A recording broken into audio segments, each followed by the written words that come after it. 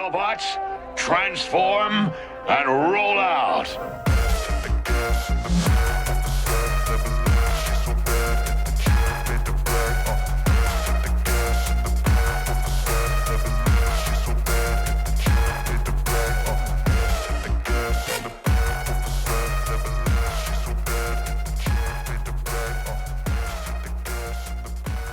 What's going on, guys? Welcome back to the channel's annual end of year Studio Series ranking for 2024, which just so happens to coincide with the brand's whopping 40th anniversary, and I really don't think I'd be exaggerating if I said that Studio Series may have just even gone ahead and outdone Legacy when it comes down to releases.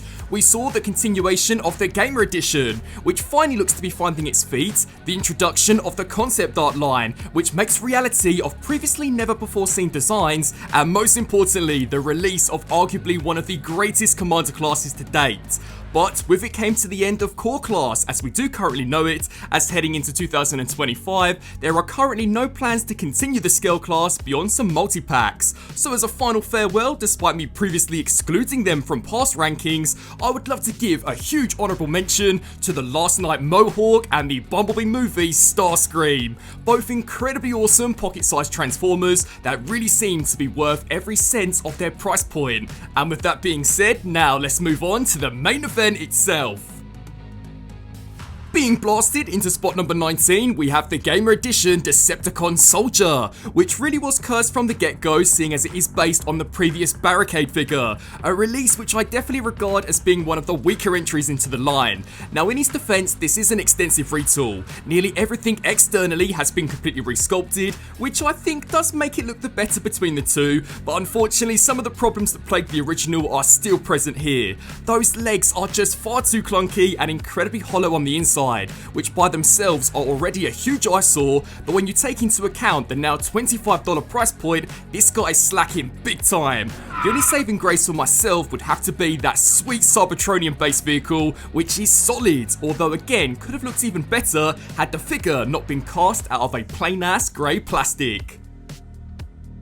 Bar Weep Grana, Weep ninny bonging his way into spot number 18 is Scrap Heap, which is actually a very good figure. Now this is yet another retool of Wreck-Gar, but done so incredibly well. I really like that despite how similar these 86 Junkions may look upon first glance, each have their own unique design traits, which really make them stand out from each other.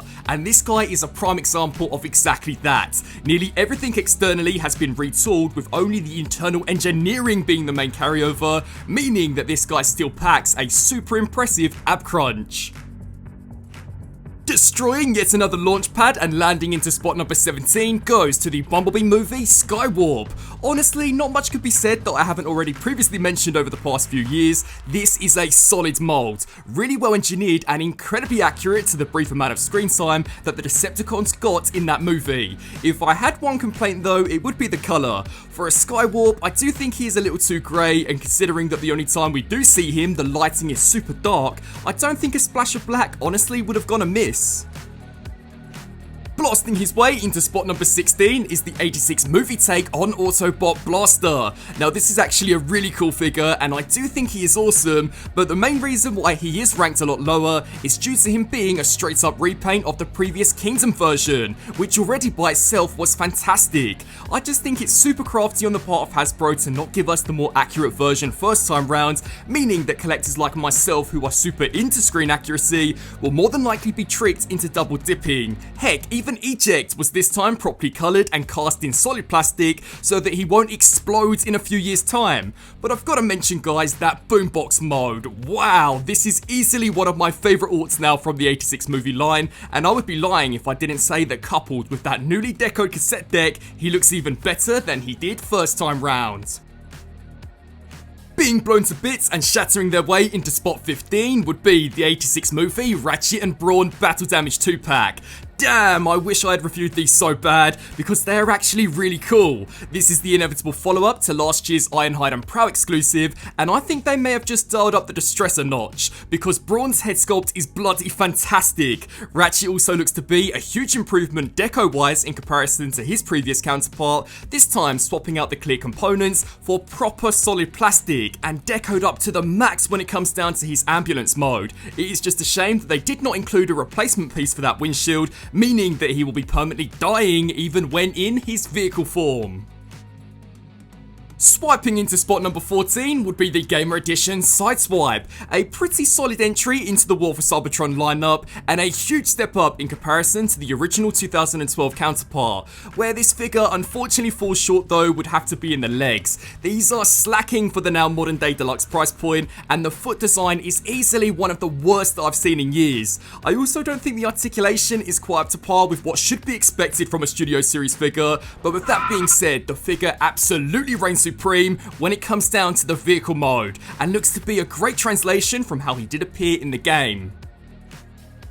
Stinging into spot number 13 is the Rise of the Beasts Scorponok, a really interesting take on this classic Beast Wars character, seeing as we don't ever see these guys actually transform in the film. The robot mode is incredibly unique and surprisingly very accurate to the unused concept art. I also think the Beast mode is near spot on to the look in the movie, and will no doubt create for a banging companion piece stacked up against the other Maximals. The only reason why he isn't further up on the list is because yet again he is another prime example of Hasbro releasing an inaccurately coloured toy first time round to later reissue it, better matching the look in the actual film. Shining through into spot number 12 goes to the Bumblebee movie Sunstreaker, the first conceptualized deluxe class to make its way into the line, and a pretty cool translation from his original G1 design. Where the figure unfortunately falls short for me though would have to be in the articulation department. Not only are the arms incredibly clunky, but the shoulders are severely compromised due to the overly large design, and seeing as he doesn't ever actually appear in the film, I don't think it would have mattered had the design team taken some creative inspo in making them slightly smaller. Where the toy absolutely excels though would have to be in that Cybertronian base vehicle form. This looks epic and is by far one of the most distinctive from that Bumblebee movie lineup. Dividing his way into spot number 11 is the Rise of the Beast's controversial take on Wheeljack. Now before you guys will come for me in the comments, I actually really liked his design in the film. Granted, it was completely different in comparison to what had come before, but still was a really cool fresh take on Jackie.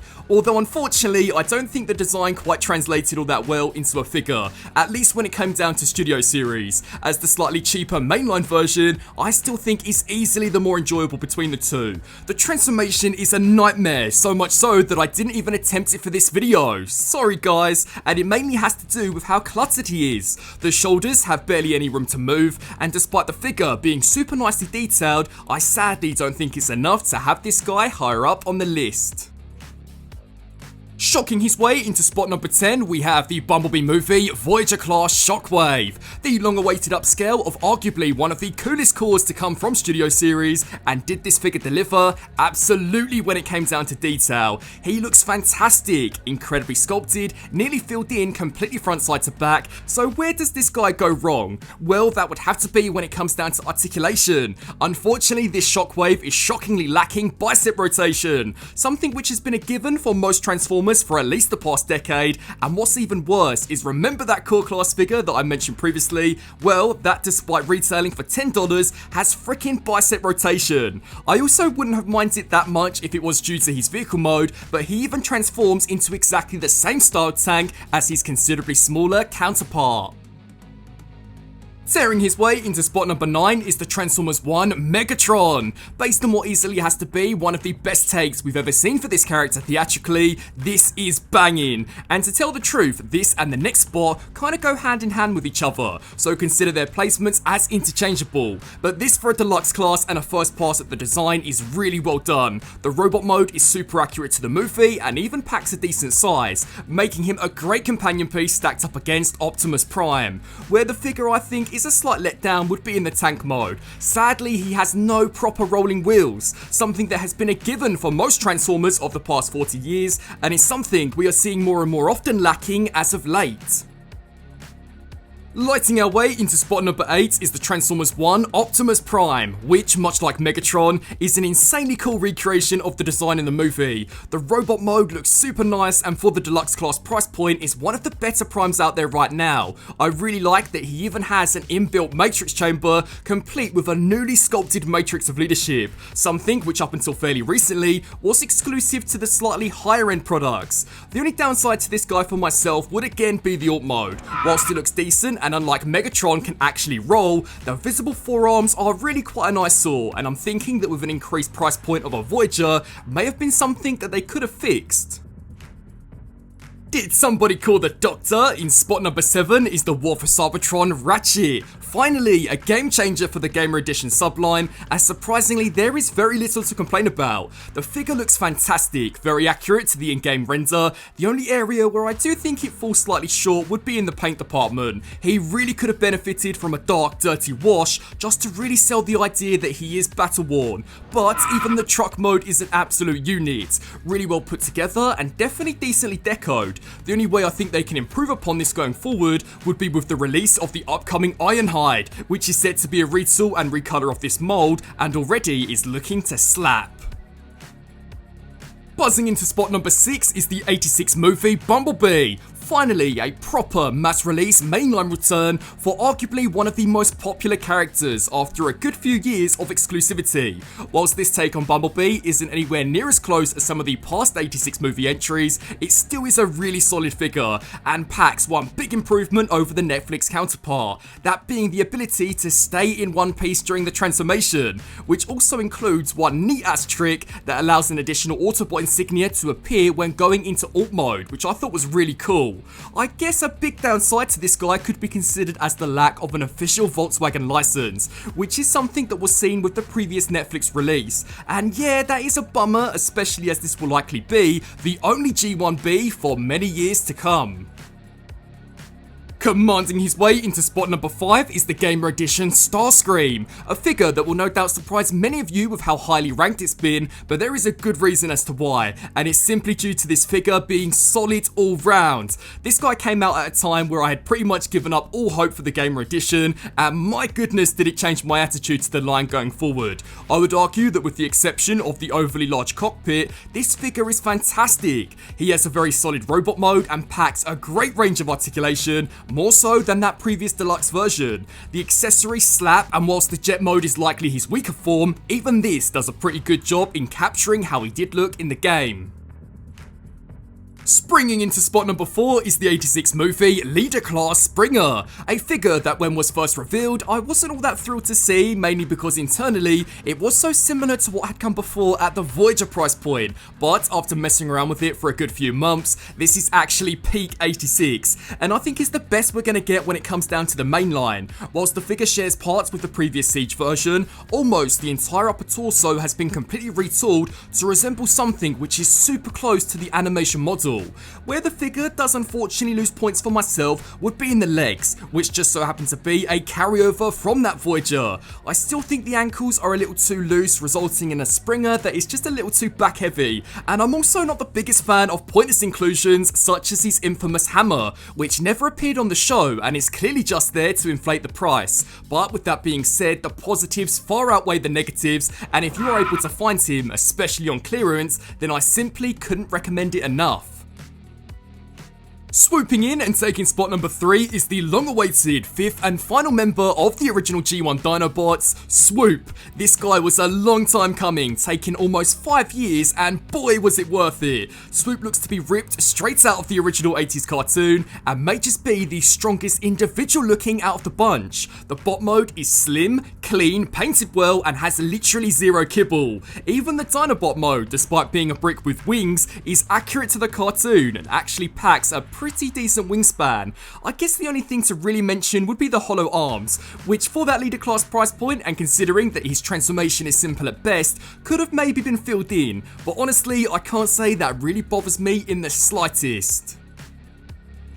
Returning with vengeance to claim spot number 2 would be the Bumblebee movie Megatron. After years of being blueballed as to what this design could potentially be, Hasbro finally made it into a reality by giving Megatron the full-blown leader class treatment, and my goodness is this figure nice. The robot mode is everything and more that I would want from a live action movie take on the character. It integrates everything that was great about the now iconic G1 look and fuses that with a realistic, more detailed aesthetic to create something which footage needs to be on the big screen. The articulation is unmatched. This may just be one of the most articulated Transformers we've ever seen released at mass retail, but where Megatron does fall short would be in his alt modes. He was the line's first ever triple changer, and unfortunately those modes suck ass, so much so that I would only ever recommend to transform him into the fan-made gun mode, and that looks miles better in comparison.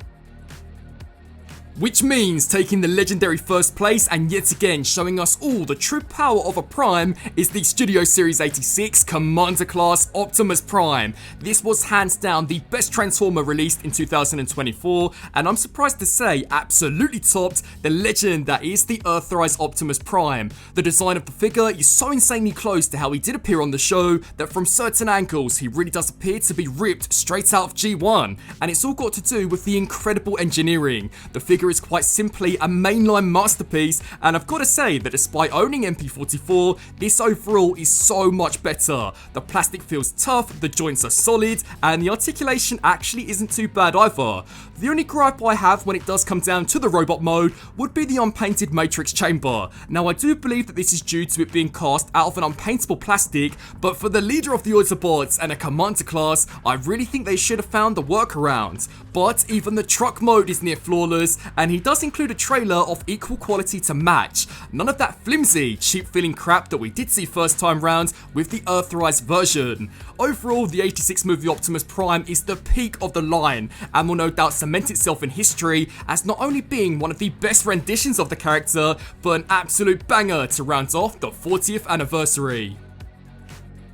And that's a wrap for the 2024 end of year Transformers Studio Series ranking. I would love to give a massive thank you to each and every one of you who not only tuned in for this video, but for those who have supported the channel over the past 12 months, and I look forward to continuing on in 2025 and kicking things off with a bang. I want to thank you all so much for watching, and until my next video, transform and roll out!